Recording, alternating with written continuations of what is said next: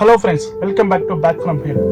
So இன்னைக்கு நான் பேச போகிற டாபிக் பார்த்தீங்கன்னா எல்லாருமே பேஸ் பண்ணுற ஒரு விஷயம்.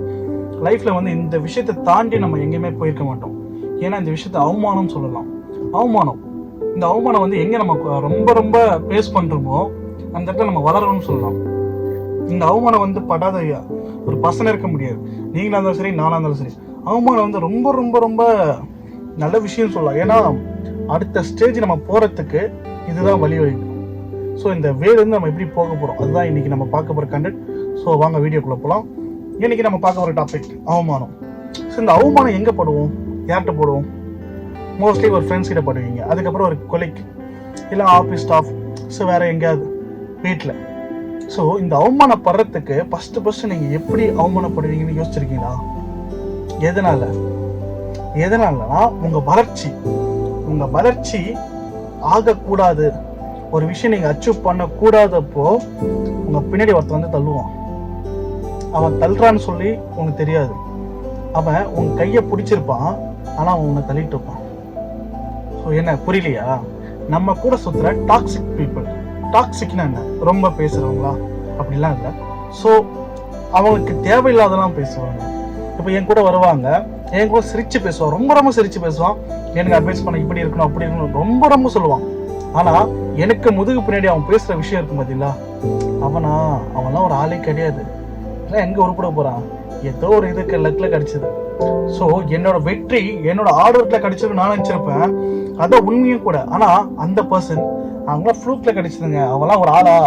அந்த மாதிரி நம்மளை எந்த அளவுக்கு டாமினேட் பண்ணோம்னா, அந்த விஷயம் உனக்கு தெரியும் போது பேக் ஃப்ரம் வரவே முடியாது.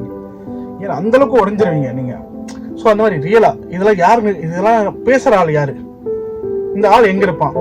எப்போ யோசிச்சிருக்கீங்களா? இந்த ஆள் எப்படின்னு உங்க கூட தான் சுற்றிட்டு இருப்பான், உங்க கூட தான் இருப்பான். நீ யாரை நம்புறியோ அந்த பர்சனாக இருப்பான். அப்போ யார் மேலே நம்பிக்கை வைக்கிறது?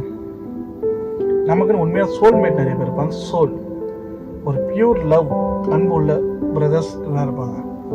பட் இந்த அவமானத்தெல்லாம் நீங்கள் பேஸ் பண்ணுறது ஒரே ரீசன்னா, அவன் சொல்கிறானா?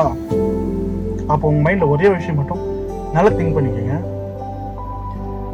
எவன் ஒருத்தவங்க பின்னாடி ஒன்று பேசுகிறானோ அந்த டைம் நீங்கள் திங்க் பண்ணுங்க. தெரிஞ்சாலும் சொல்கிறேன், ஜஸ்ட் நீங்கள் வளர்ந்துட்டீங்கன்னு அர்த்தம். ஆனால் நான் வளர்ந்துட்டேன் அப்படிலாம் இல்லை. உங்கள் லைஃப்பில் நீங்கள் ஏதோ ஒரு கோல் அச்சீவ் பண்ண போகிறீங்க. அந்த அச்சீவ் பண்ணுறதுக்கு இவங்கெல்லாம் பேரிகேட்ஸ், ஸோ ஒரு தடுப்பு மாதிரி இருக்காங்க.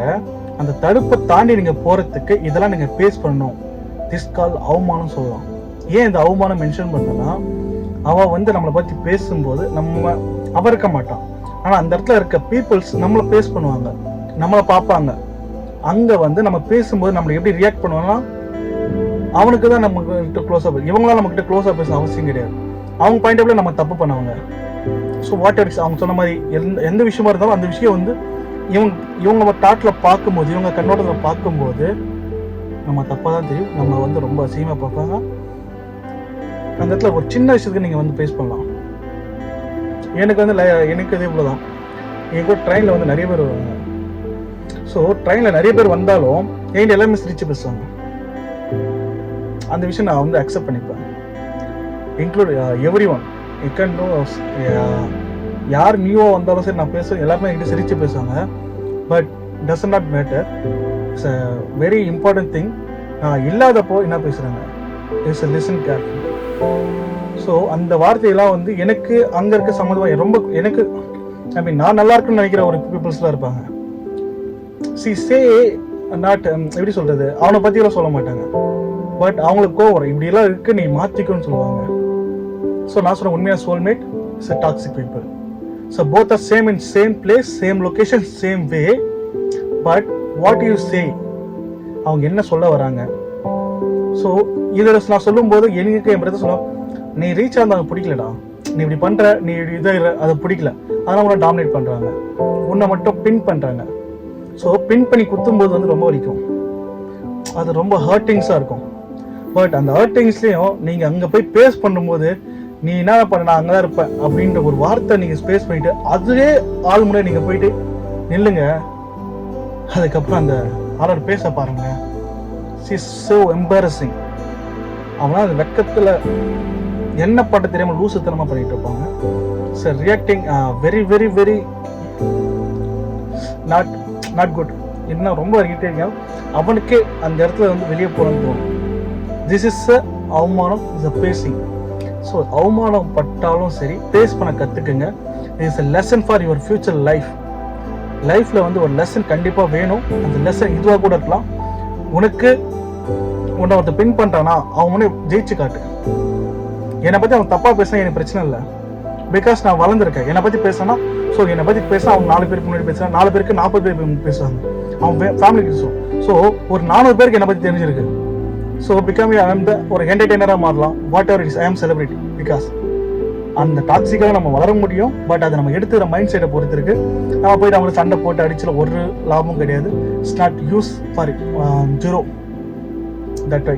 ஸோ நீங்கள் இப்படி ட்ரை பண்ணுங்க. அவமானன்றது வந்து ரொம்ப ரொம்ப ஒரு நல்ல விஷயம் தான் நான் சொல்லுவேன். அவமானப்பட்டவன் தான் இப்போலாம் சாதிச்சிருக்காங்க. எல்லா ஒரு ஹீரோ இருந்தாலும் சரி, அப்துல் கலாம் சொல்லுவார். அப்துல் கலாம் வந்து ஒரு இன்டர்வியூல சொல்லியிருப்பாங்க, நான் வந்து இஸ்ரோவில் ட்ரை பண்ணும்போது என்னை ரிஜெக்ட் பண்ணாங்க, நான் பிரசிடண்டாக இருக்கும்போது போனேன். ஸோ நான் ப்ரூவ் பண்ணதுக்கப்புறம் தான் என்னால் அலோவ் பண்ண முடியும்.